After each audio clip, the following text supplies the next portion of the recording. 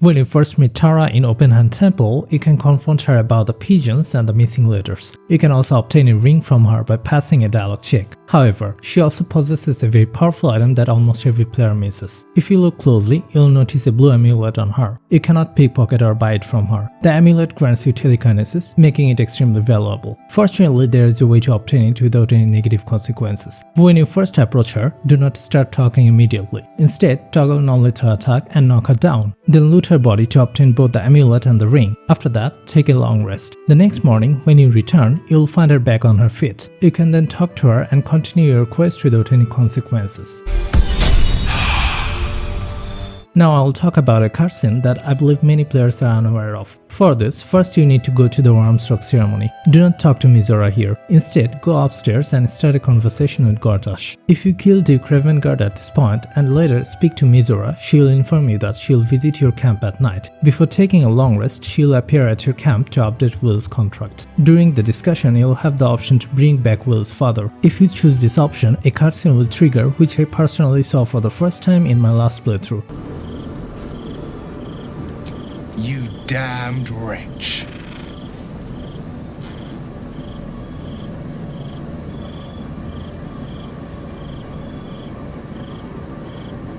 Do it then. Claim my soul for Zariel. Bring my father back.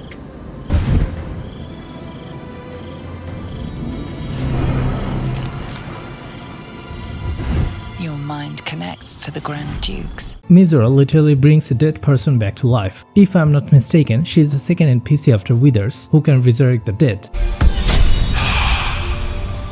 If you come to this beach area in Rivington, you'll encounter a fight between the guild members and Stormlord's goons. If you side with the guild member Farlin, after the fight, you'll be rewarded with some gold. After that, when you go to the guild hall in Loot City, you'll meet an NPC named Tressym. Here, you don't need to pass any dialogue checks to enter the guild hall since you helped Farlin earlier. Actually, Tressym loves Farlin, but Farlin always mocks him. However, Tressym doesn't realize it. He thinks Farlin loves him back, which is quite endearing. Shouldn't go wandering in dark alleys. Very dangerous hobby. Gets people killed. Wait, you're Farlin's friend. She said to let you in. Funny little gnome she is. Always laughing at me, even when I don't joke. Come, I'll let you in. My pleasure. In the Sword Coast Courier, you'll find Danzo who will give you Find the Missing Letters quest. Behind Danzo, you'll see a very important letter. Do not miss it. Just use invisibility and steal the letter. This letter was sent to Duke Ravengard. If you keep it in your inventory, you'll be able to bypass the Wormsrock checkpoint without any dialogue checks.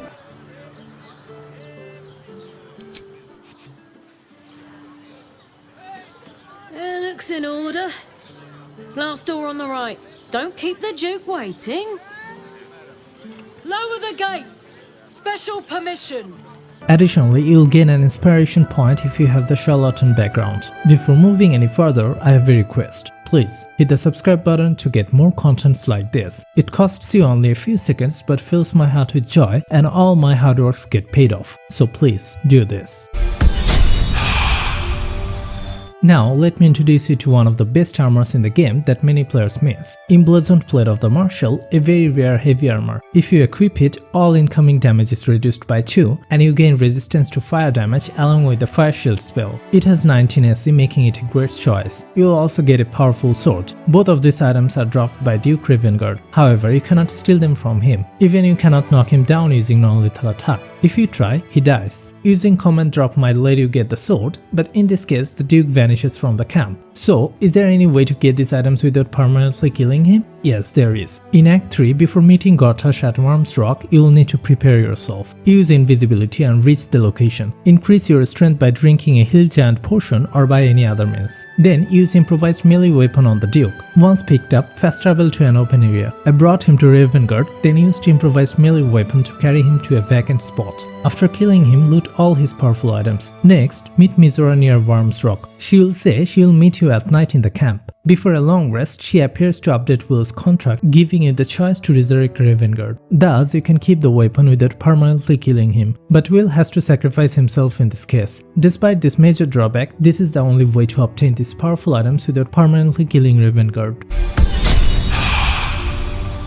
In the Rivington Beach area, if you do not trigger the usual cutscene and wait there for some time, a fight will start automatically. I think it's a great way to take advantage of the situation. Wait there for a while and most of the enemies will die fighting each other. Once one of the groups is defeated, go there and kill the remaining enemies. Now you can get some powerful loot from this area. You will obtain a dagger from Farlin, a great looking and powerful weapon from Kairos. Also, you will get 2 tadpoles from the ship storage. Additionally, you will find a pair of very rare boots in the nearby cave.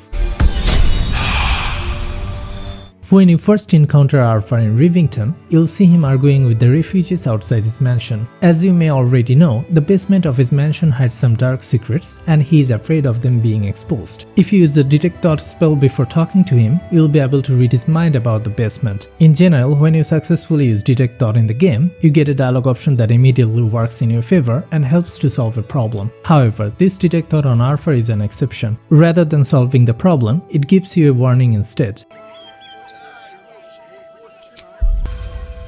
I can't let them stay here. What if the little brat gets into the basement? My basement? Oh, nothing interesting, just materials. I'm a craftsman, you see. This man is definitely lying. And he's really hoping you don't pry any further. Look, I have some very valuable components in there. I need to get that lot out before they damage something. Who do you think you are? Zenobia? People are lining up to break into my property. Do something about it. You paid us to protect you and your high-quality merchandise on the road. And we've since arrived at our destination. As I said, anything else is extra. This is the last time I hire someone from the guild. Fine. Here's the extra. Finish the job. Now, please show this meddler some of that famous Rivington hospitality.